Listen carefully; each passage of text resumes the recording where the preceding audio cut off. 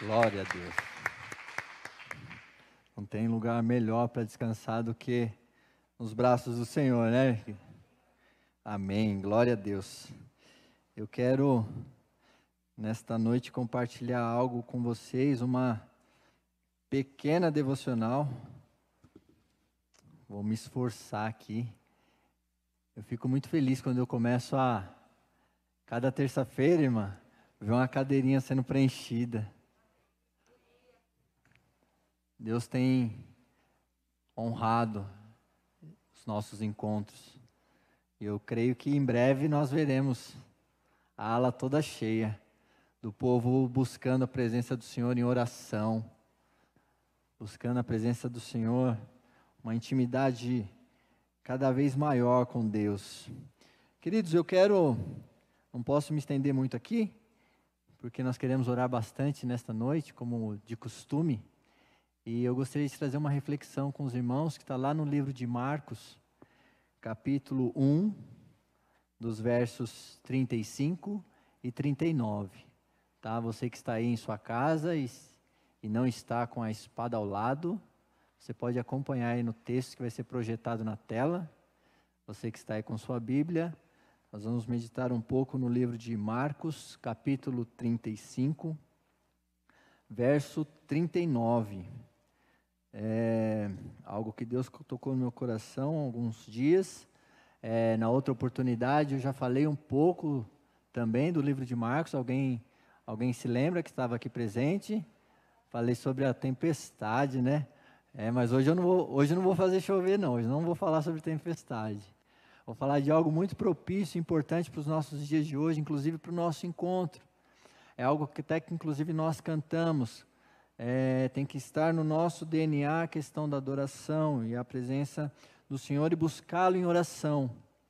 O tema que eu colocaria para esta reflexão seria buscando por uma vida de oração. Você pode anotar aí, esse é o tema, buscando por uma vida de oração.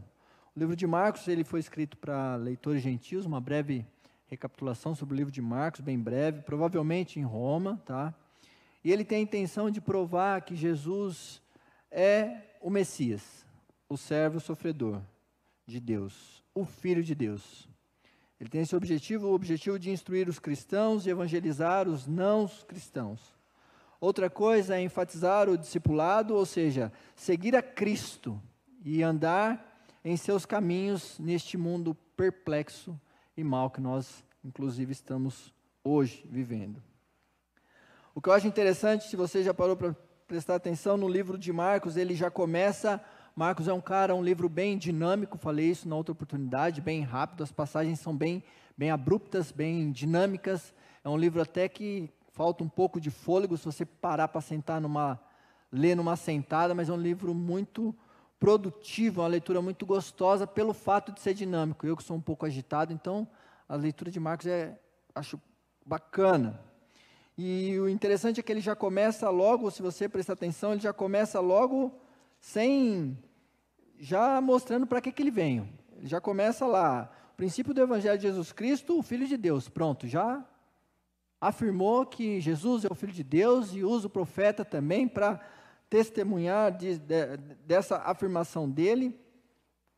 E ele já vai sem delongas, já vai direto ao ponto, já no começo do livro. Um livro curto, 16 capítulos, e o que mais me fascina e o que mais me marca nesse livro é que, com esse propósito que ele começa o livro, assinando e falando, vai falar, Jesus é o Filho de Deus, e ele está falando para o povo romano ali. Você pega no capítulo 15, você vê a confissão de um centurião romano, naquele momento da crucificação, que o centurião romano fala, está lá no capítulo 15, verso 39, se eu não me engano, pode acompanhar, fala, verdadeiramente, realmente, este era o Filho de Deus. Então, ou seja, um romano confessou com sua própria boca do que tudo aquilo que Marcos, durante o seu livro, vem proclamando. Nós iremos falar um pouco sobre as primeiras 24 horas do ministério de Jesus. Esse é o meu propósito aqui, nesta noite, mas não se preocupem, porque eu vou me ater apenas em 20 minutos, para falar de quase 24 horas. E para vocês verem que eu não estou mentindo, eu só tenho 2 folhas. Vai ser rápido a reflexão, bem breve. A irmã Diná já me olhou ali e falou assim, meu Deus, vem aqui para orar, ele vai falar 24 horas. Calma, gente, calma. Não é vigília, é uma breve reflexão. Eu quero saber de vocês, como é que foi o dia de vocês, desde a hora que vocês acordaram até o presente momento? Como vocês têm utilizado o tempo de vocês? Vamos falar de um dia de 24 horas. Vocês têm...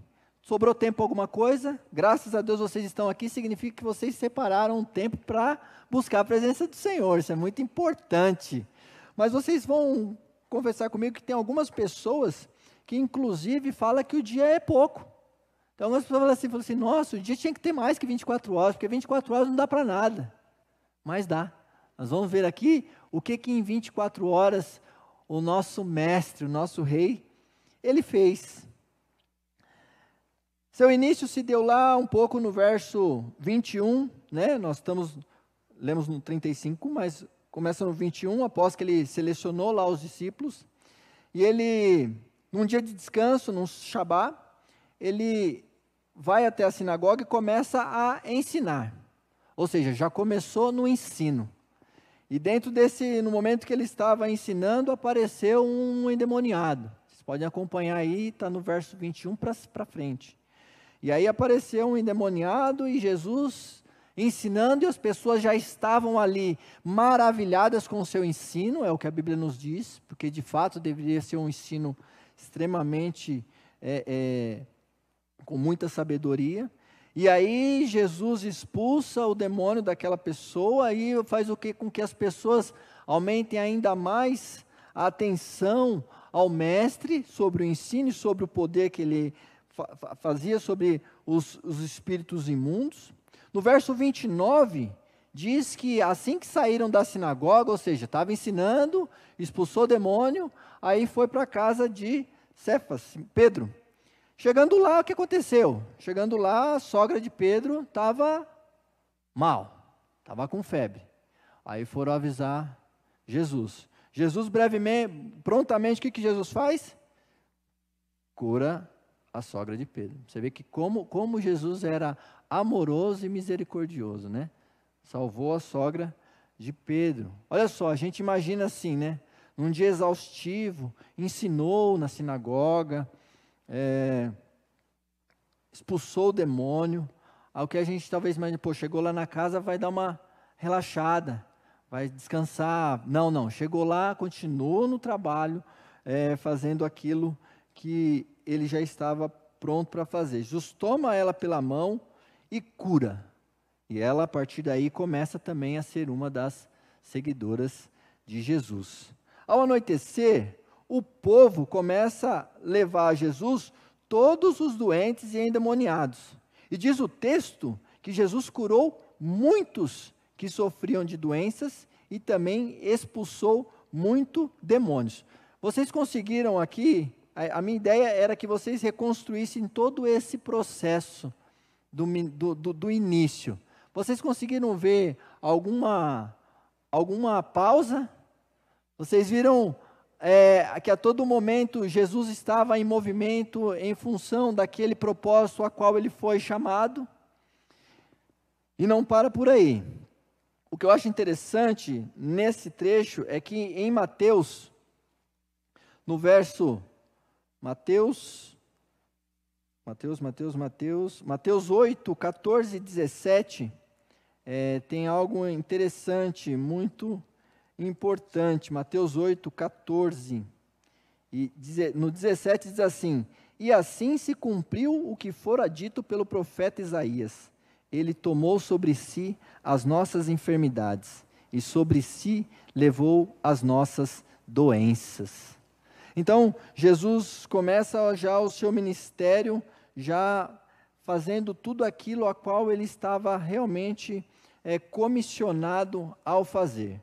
A gente lê tudo isso numa sentada assim, que não é um capítulo. Agora nós estamos, como eu falei, nós estamos falando quase 24 horas, eu falei nem menos de 5 minutos. Graças a Deus por isso. Mas olha quantas coisas se passaram.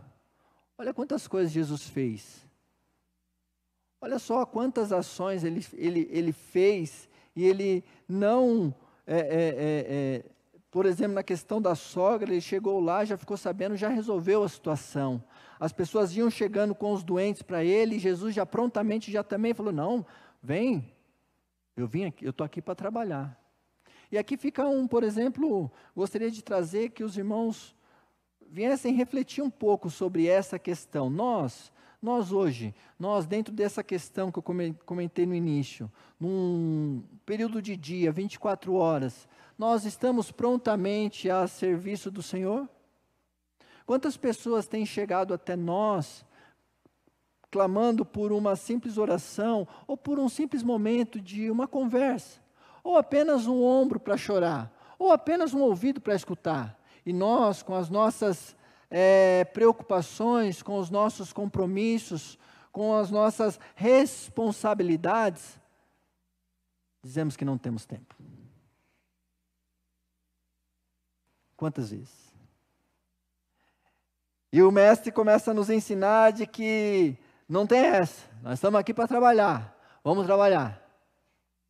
Se a pessoa chegou até nós, vamos dar o nosso melhor, porque nós também temos que lembrar sempre que o que nós fazemos para quem?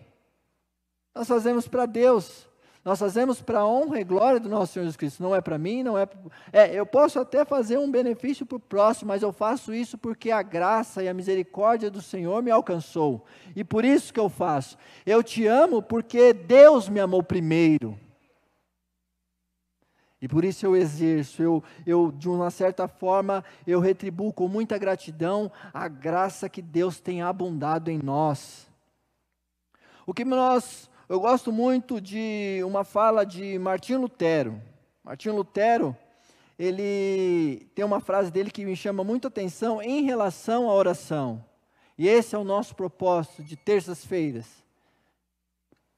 Martinho Lutero diz assim: eu tenho tanta coisa para fazer, que se não passasse pelo menos 3 horas por dia em oração, jamais seria capaz de terminar tudo. Olha só, 3 horas por dia num dia de 24 horas. Isso ele fala num dia que ele está corrido. E com isso, o que nós veremos, segundo o relato do texto que nós lemos, que diz assim, verso 35 a 39. De madrugada, quando ainda estava escuro, Jesus levantou-se, saiu de casa e foi para um lugar deserto, onde ficou orando. Ou seja, realizou todo o processo e de madrugada se levantou para orar. Agora, olha só, ele foi para onde?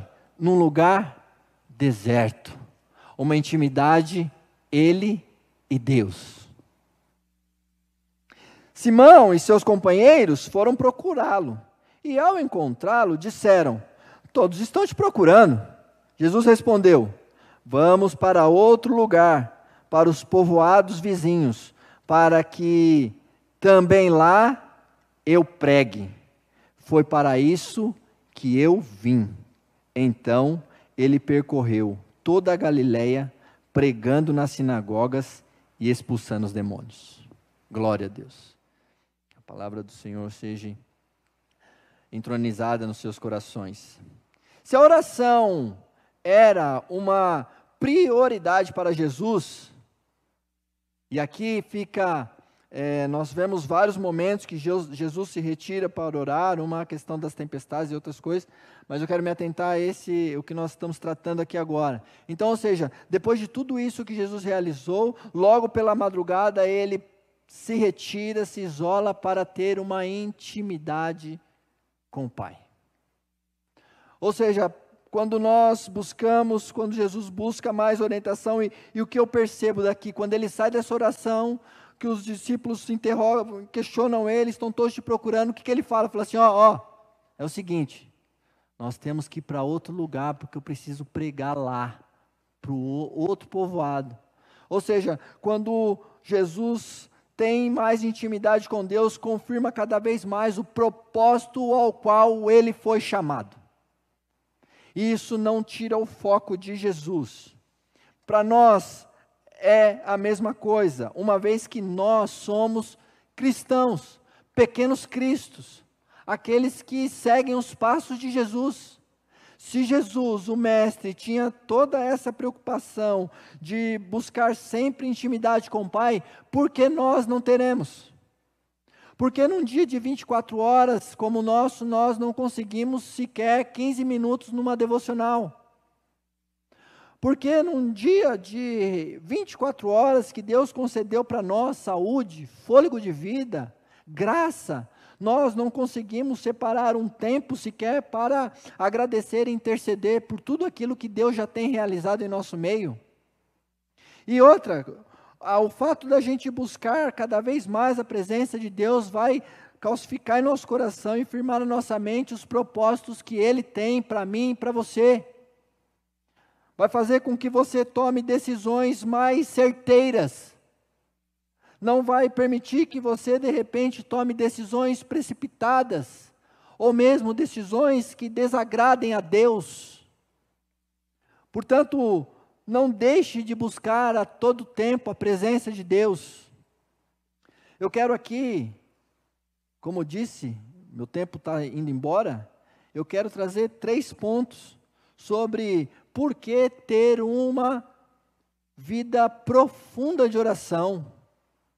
Nós, crentes, convertidos, seguidores de Cristo, temos que ter no DNA a questão da oração. O crente precisa estar constantemente orando, porque é dessa forma que nós criaremos uma intimidade maior com Deus. Se você ainda não exerce esta prática, por favor, ainda é tempo de começar. Comece com 2, 3 minutos, quando vai ver 7, 10, 12. Espero que chegue até 1 hora, ou até 3. Mas vocês vão ver que esse processo, esse hábito vai começar a trazer uma mudança, e essa mudança que vai partir de dentro para fora. O seu coração vai começar a se encher cada vez mais de gratidão a Deus por tudo aquilo que Ele é. E por isso você vai querer estar cada vez mais prostrado diante dEle. Como nós cantamos, em teus braços é o meu descanso. Os 3 pontos primeiro, somente através da oração adquirimos mais intimidade com Deus. E aqui a propósito eu quero abrir um parênteses para falar dos nossos salmos de quarentena. Um projeto aqui da PIB, nesse período de quarentena, que você possa redigir o seu próprio salmo. O que é o salmo? São orações do homem para Deus. Então, as suas experiências durante esta quarentena, passe para um papel, traga para nós, envie por e-mail. Mas comece a exercitar essa questão da intimidade com Deus, em oração. Quem sabe para os seus parentes, num tempo vindouro, para os seus filhos, para os seus netos, não sei. Mas que as pessoas possam, de repente, se deparar com o teu salmo e te conhecer, e através do teu salmo, essa pessoa vinha a se render a Cristo. Rasga o seu coração diante do Senhor. Não esconda nada dele. E esse processo de oração, esse processo de intimidade, vai permitir isso. Que você a cada vez mais comece a se entregar mais à direção do Senhor. Que essa é a vontade dele para nós. Que nós venhamos verdadeiramente a obedecê-lo. E para obedecer precisa ter uma íntima comunhão com Ele, buscando Ele, com o coração sincero. Segundo ponto, por meio da oração, centramos o nosso foco para a vontade que Ele tem para nós. Muitos de nós ficamos muitas vezes perdidos e até algumas vezes ansiosos por saber qual é a vontade de Deus para a minha vida, mas não exerce algo que você precisa fazer, que é o quê? Perguntar para Ele. E como você vai fazer isso? Em oração. Senhor, qual é o seu propósito em minha vida? Senhor, eu estou nos caminhos certos? Senhor, o que eu estou fazendo agrada-te a Ti? E quanto mais nós nos debruçarmos na palavra, quanto mais nós nos prostrarmos diante dEle, e orarmos, e chorarmos, e suplicarmos, a vontade dEle vai começar a ser aperfeiçoada em nós. E isso é sublime, sublime. O que é mais lindo, posso dizer assim, eu vejo assim, no Evangelho, é quando uma pessoa, de repente, olha para você e fala assim para você: nossa, eu vejo Cristo em você. Aí por dentro você fala assim: nossa, coitada, não sabe o que está vendo. Pergunta para minha esposa. Mas é a graça, é a misericórdia do Senhor, é a imagem e a semelhança dEle sendo aperfeiçoada em nós. Isso não é motivo da gente se exaltar, não, é motivo de cada vez mais nós nos humilharmos diante dEle. Para quê? Para que cada vez nós se tornamos a imagem e a semelhança dEle. Sabe, aquele irmão que foi lá carinhosamente, cheio de mágoa no coração, querendo um momento de conversa, querendo um braço para chorar, e você cheio de coisa para fazer, e você largou para o chão e fala assim: isso aqui não é, isso aqui é secundário agora. A prioridade agora é eu falar com você. E aí nós começamos a externar o propósito de Deus, e aí você começa a reconhecer qual que é o propósito de Deus na sua vida, qual que é o teu chamado. E último ponto, quando nós temos uma vida profunda de oração, fica cada vez mais claro o propósito de Deus em nossas vidas, o que nos ajuda a tomar decisões que agradem a Deus. Meus queridos, muitas das coisas que muitas das tempestades, que eu falei da tempestade da outra, muitas das tempestades que se achegam até a nossa casa, muitas delas são por decisões equivocadas nossas. Nós precisamos admitir isso. Infelizmente, muitas decisões são tomadas no calor do negócio. Muitas decisões são tomadas por ser enganado pelo nosso coração. E a Bíblia nos orienta: enganoso é o nosso coração. Mas quando você começa a apresentar diante de Deus os seus projetos, os teus planos, os teus sonhos, e aguarda no Senhor, a chance da tempestade te alcançar diminui. Diminui. E diminui drasticamente. E sabe o que é o melhor? O melhor é que assim, quando nós realmente sabemos que a resposta de Deus foi para avançar, e durante o percurso a tempestade nos alcançou, nós nos alegramos, porque se Deus confirmou, nós iremos atravessar do outro lado. A tempestade vai passar. Portanto, a reflexão desta noite, eu gostaria que a irmã Diná já se posicionasse aqui para orar conosco, para os pedidos. A reflexão desta noite é nesta questão de a gente ter uma vida de oração com excelência e diária. Uma vida de oração, vou usar o termo fervorosa. Vou usar o termo orar sem cessar. E Deus, eu tenho absoluta certeza, vocês que estão aqui, vocês que estão em casa, podem dar inúmeros testemunhos de respostas de oração. Portanto, o melhor caminho para nós termos uma intimidade plena com Deus, tomar decisões sábias, ter um coração mais grato ao Senhor, é com os nossos joelhos dobrados no nosso quarto secreto. Então que você possa, a partir desta noite, ou você que já tem esta vida de oração, é tempo de orarmos. Que Deus abençoe grandemente a vida de vocês. Deus abençoe.